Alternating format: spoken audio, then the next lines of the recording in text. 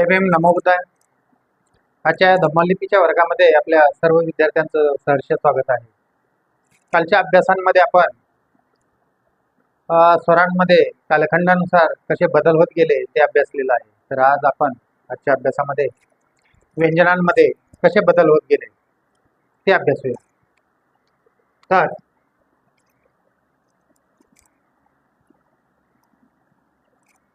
क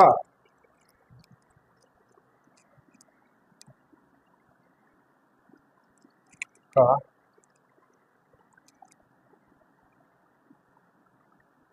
क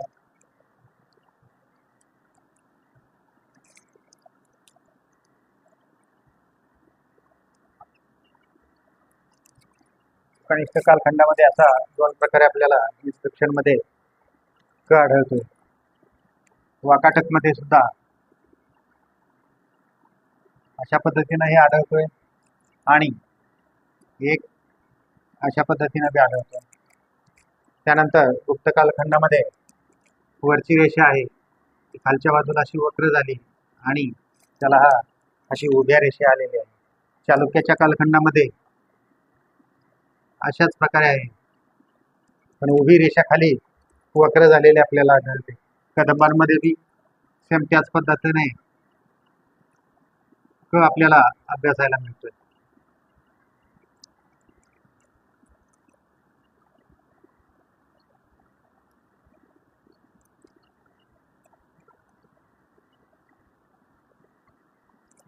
तर अशा पद्धतीने क मध्ये आपल्याला झालेले बदल आढळत आहे. ख सम्राट अशोककालीन नामलिपीमध्ये ख आपल्याला दोन प्रकारे आढळतो अशा प्रकारे. त्यानंतर सातवांमध्ये ख मध्ये बदल होत गेला आहे. हा पहिला बदल आणि दुसरा बदल हा असा आहे, असा ख आढळतो. त्यानंतर कनिष्क कालखंडामध्ये हा ख असा आहे, मात्र खाली याला गोलाऐवजी त्रिकोण जोडलेला आपल्याला आढळतो. त्यानंतर वाकाटक मध्ये अशा पद्धतीनं ख आपल्याला अभ्यासायला मिळतोय. त्यानंतर गुप्त कालखंडामध्ये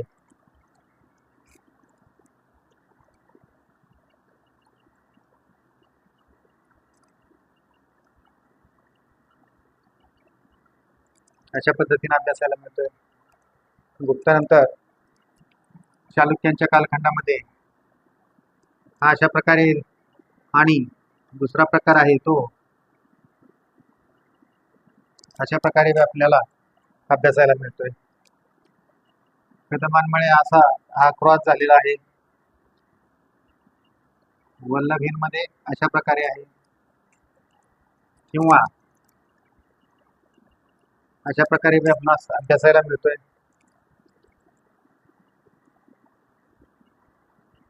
राष्ट्रकुटांमध्ये अशा प्रकारे आपणास अभ्यासायला मिळतो. त्यानंतर ग सम्राट अशोककालीन नामलिपीत ग. त्यानंतर सातवांमध्ये त्याचं स्वरूप थोडंसं बदली झालेलं आहे, तो अशा प्रकारे आहे किंवा ही रेषा शॉर्ट आहे, ही थोडीशी लांब आहे, असा बी अभ्यासायला मिळतोय. तर त्यानंतर असा बी अभ्यासायला मिळतोय. आता कनिष्क कालखंडामध्ये ग हा थोडासा असा तिरका झालेला आपल्याला अभ्यासायला मिळतोय. तर वाकाटक मध्ये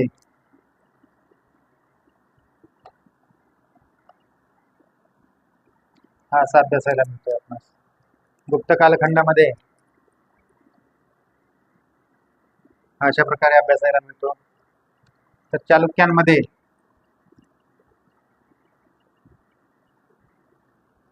अशा पद्धतीने मिळतोय आणि दुसरा प्रकार आहे तो असा अशा पद्धतीनं दोन पद्धतीत आपल्याला अभ्यासायला मिळतोय.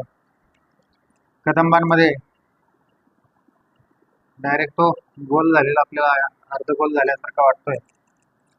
तर वल्लभींच्या कालखंडामध्ये ग मध्ये जो बदल झालाय तो अशा पद्धतीने आहे का,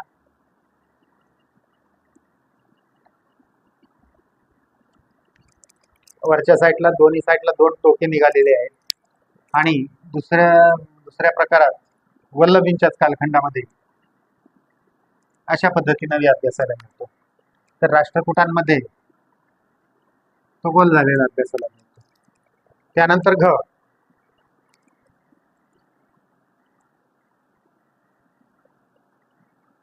सम्राट अशोककालीन धम्मलिपीत आपण अशा पद्धतीनं ग अभ्यासला.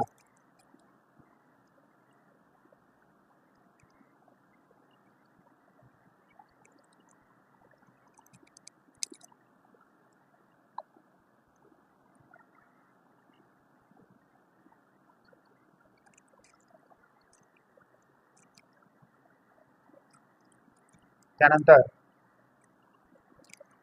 कनिष्क कालखंडामध्ये तो अशा पद्धतीने अभ्यासायला मिळतोय.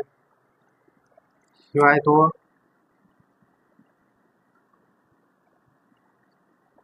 अशा पद्धतीनं बी अभ्यासायला मिळतोय. कनिष्कानंतर वाकाटक कालखंडामध्ये तो अशा पद्धतीने बी अभ्यासायला मिळतोय. गुप्त कालखंडामध्ये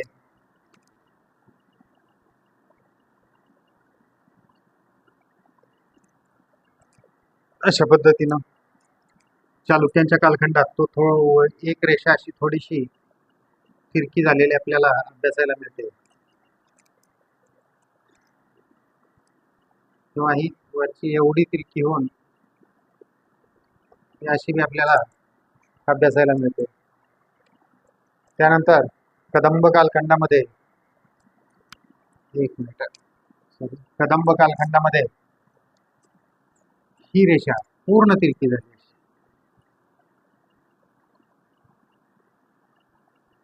अशा पद्धतीनं किंवा अशा पद्धतीनं दोन प्रकारात आपल्याला अभ्यासायला मिळते.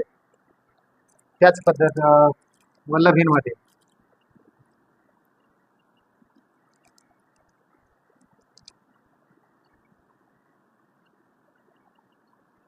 अशा पद्धतीनं आपल्याला ग अभ्यासायला मिळतो. आणि राष्ट्रकूटांमध्ये ग अशा प्रकारे अभ्यासायला मिळतो.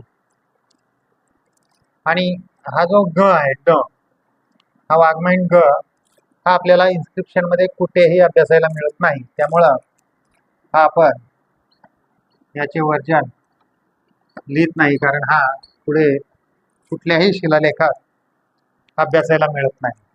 त्यानंतर येतोय स. तर च ची वर्जन जी आहेत ते आपण सम्राट अशोककालीन धम्मलिपीमध्ये स अशा प्रकारे अभ्यासला. त्यानंतर सातवांमध्ये अशा पद्धतीनं अभ्यासला. काही ठिकाणी अशा पद्धतीनं बी अभ्यासायला मिळतोय.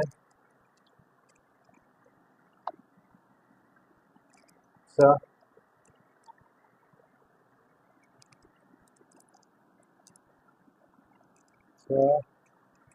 आणि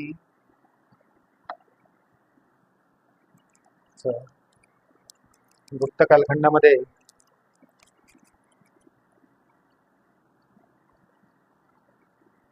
अशा पद्धतीनं अभ्यासायला मिळतोय आपल्याला. तर चालुक्यांच्या कालखंडामध्ये अशा पद्धतीनं तो अभ्यासायला मिळतोय. कदंबाच्या कालखंडात मध्ये थोडासा फरक झालेला आपल्याला जाणवतोय. तो अशा प्रकारे आहे. तर वल्लभींच्या कालखंडातला अभ्यासला आपण. तर राष्ट्रकूटांमध्ये तो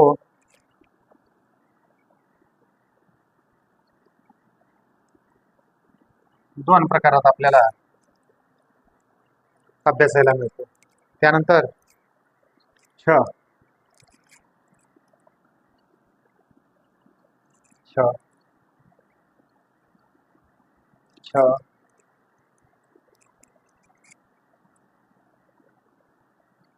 श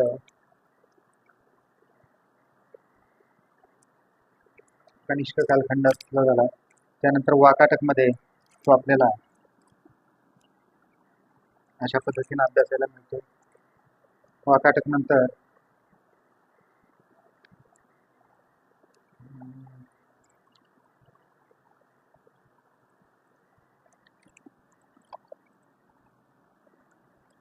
श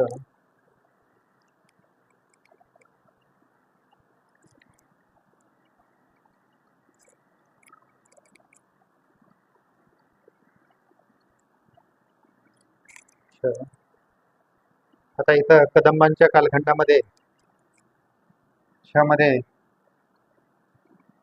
बदल होत गेलेला आहे. अशा पद्धतीने आहे. काही ठिकाणी आपल्याला तो अशा पद्धतीने व्यापार आढळतोय. त्यानंतर इथे सुद्धा हा अशा पद्धतीने श आपल्याला अभ्यासायला मिळतोय. आणि इथे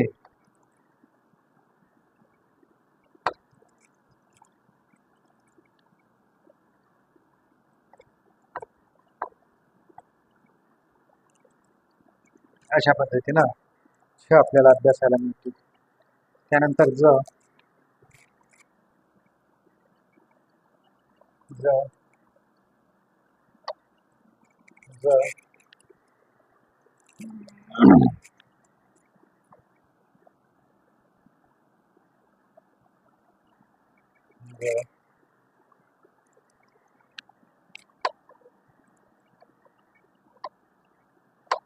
ज ज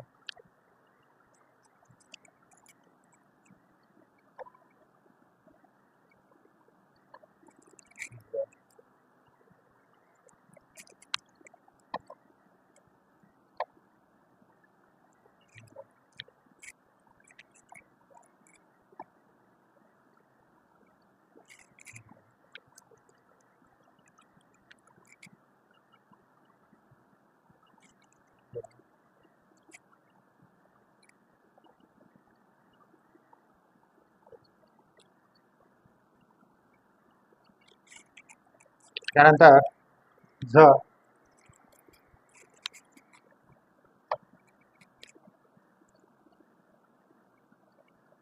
15 अशोकालीन धम्मलिपीमध्ये झ आपण अशा प्रकारे अभ्यासलेला आहे. तर सातवांमध्ये झ आपल्याला ही रेषा थोडी क्रॉस जाऊन अशा प्रकारे आपणास झ अभ्यासायला मिळतो. त्यानंतर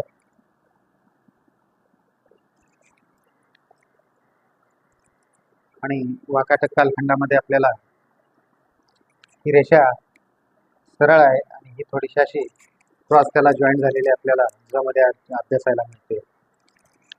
गुप्त कालखंडामध्ये ही रेषा सरळ आहे. हे अशा पद्धतीनं झ आपल्याला अभ्यासायला मिळतो. तर चालुक्याच्या कालखंडामध्ये ही रेषा आपली तिरकी झालेली आहे. अशा प्रकारे आपल्याला झ अभ्यासायला मिळतो. कदंबांमध्ये तो थोडा अशा पद्धतीने अभ्यासायला मिळतो. तर वल्लभींच्या कालखंडामध्ये तो पूर्णपणे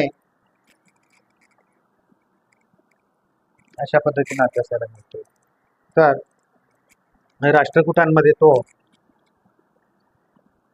ही रेषा क्रॉस करून अशा पद्धतीने अभ्यासायला मिळतो. तर आपण जोपर्यंत व्यंजन अभ्यासलेले आहेत तर पुढील व्यंजने आपण घेणार आहोत. पण हा फळा मला साफ करावा लागेल. त्यासाठी हे जे आत्ता जे लिहिलेलं आहे ते आपण प्रथम वहीवर उतरून घ्या किंवा या ठिकाणी व्हिडिओ स्टॉप करून आपण लिहून घेऊ शकता.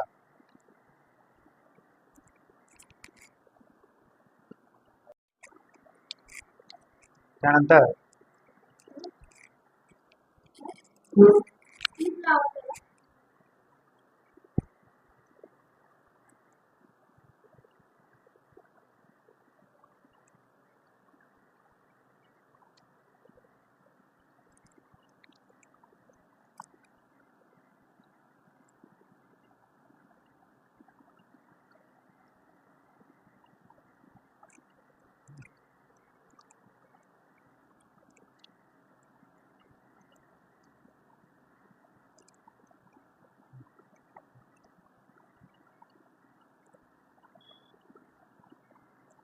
कनिष्क कालखंडामध्ये बी हा अशाच प्रकारे आपल्याला अभ्यासायला मिळतो. वाकाटकमध्ये अशा पद्धतीने आपल्याला अभ्यासायला मिळतोय. तर गुप्त कालखंडामध्ये तो आपल्याला अशा पद्धतीने अभ्यासायला मिळतोय. तर चालुक्यांच्या कालखंडात त्यात थोडेफार बदल होत गेलेत. नाहीतर आता इथं कदंब कालखंडामध्ये तो अशा पद्धतीने आहे. तर वल्लभींमध्ये तो अशा पद्धतीने आपल्याला अभ्यासायला मिळतो. तर राष्ट्रकूटांमध्ये अशा पद्धतीने अभ्यासायला मिळतो. त्यानंतर ट ट मध्ये आपल्याला गुप्त कालखंडापर्यंत ट हा सर्वसाधारणपणे सारखाच अभ्यासायला मिळतोय. गुप्त कालखंडानंतर चालुक्यांच्या कालखंडामध्ये या ट मध्ये आपल्याला फरक झालेला जाणवतोय. तर तो अशा प्रकारे आहे. ट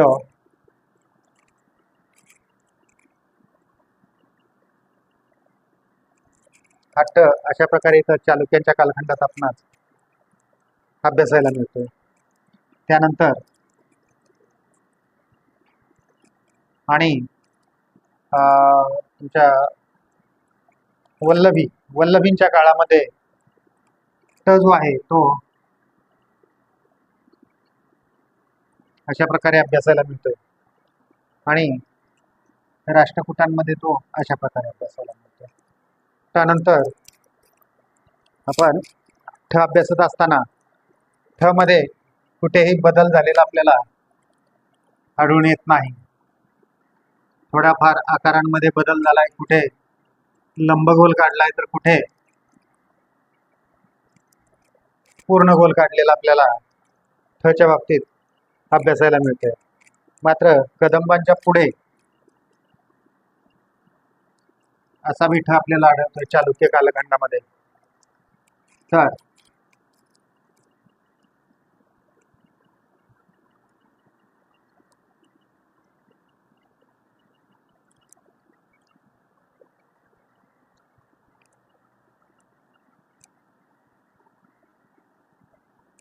त्यानंतर ड अभ्यासत असताना आपण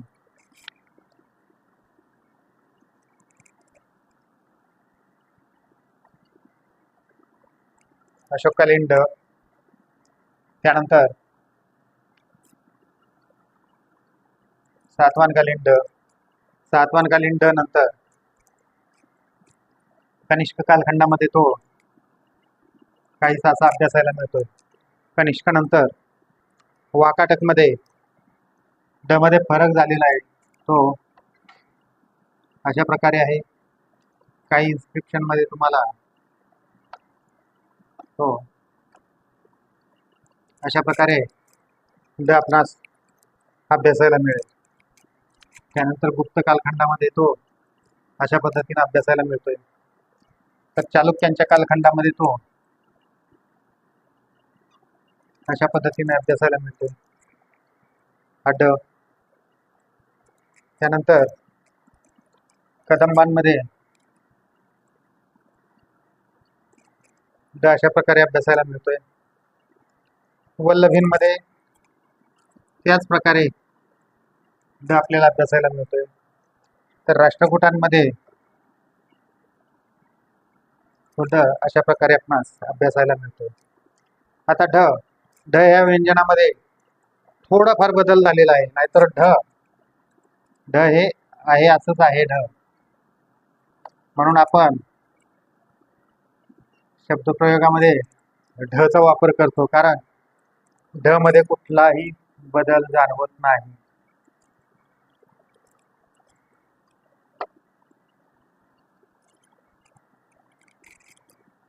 वाकाटक कालखंडामध्ये ढ मध्ये थोडासा बदल झालाय, तो अशा प्रकारे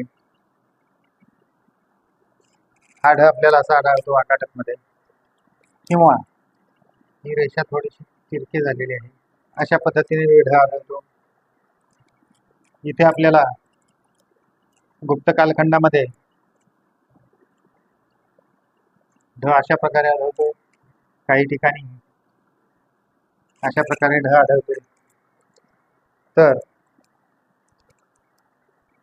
चालुक्य कालखंडामध्ये ढ मध्ये थोडे बदल होत गेले ते बघा. असा ढ आढळतोय किंवा असा बी आढळतोय ढ. त्यानंतर कदंबांच्या कालखंडामध्ये ढ ढ पुढे ढ मध्ये जास्त बदल झालेले नाही. अशा प्रकारे ढ आपणास अभ्यासायला मिळत आहेत. तर राष्ट्रकूटांच्या कालखंडामध्ये तो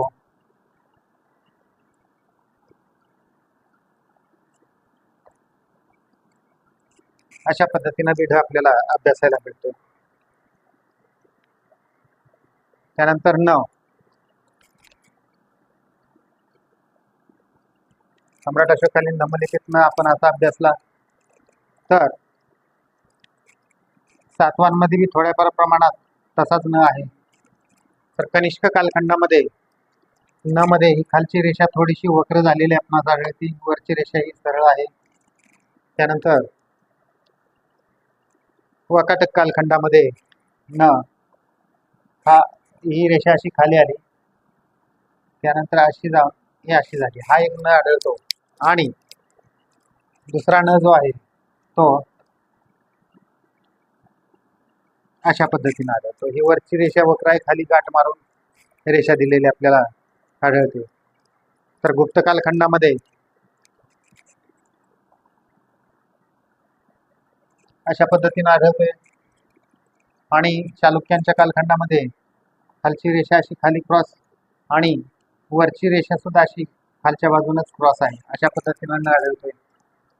तर कदंबांमध्ये तो अशा पद्धतीने आढळतोय, असा बी आढळतोय. तर वल्लभींच्या कालखंडामध्ये तो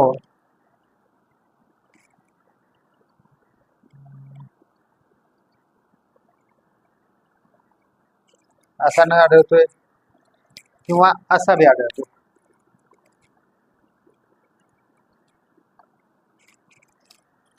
तर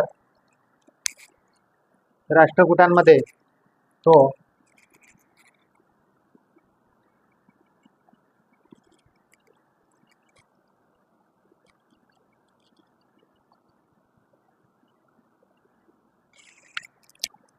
सरळ क्रॉस रेषा खाली गाठ मारली आणि वरची रेषा वक्र दिली.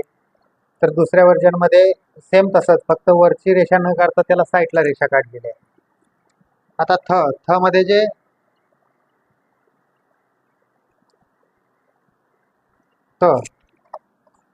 आपण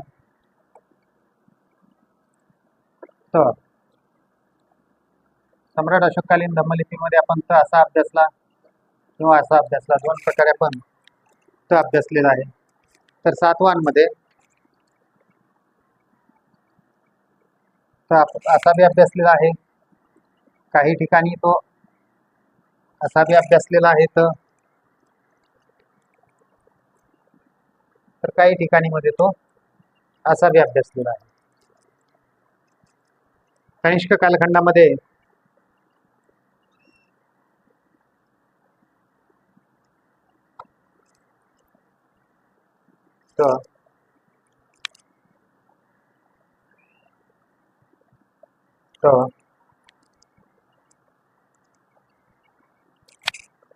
तर गुप्त कालखंडामध्ये तो आपणास असा अभ्यासायला मिळतो. त्यानंतर चालुक्यांच्या कालखंडामध्ये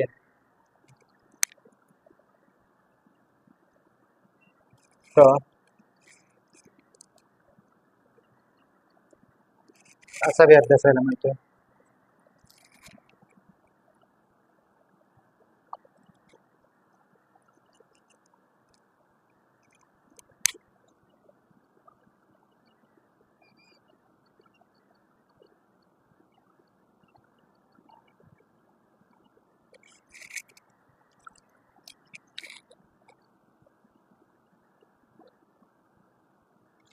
अशा पद्धतीनं तर आपल्याला अभ्यासायला मिळतो. तर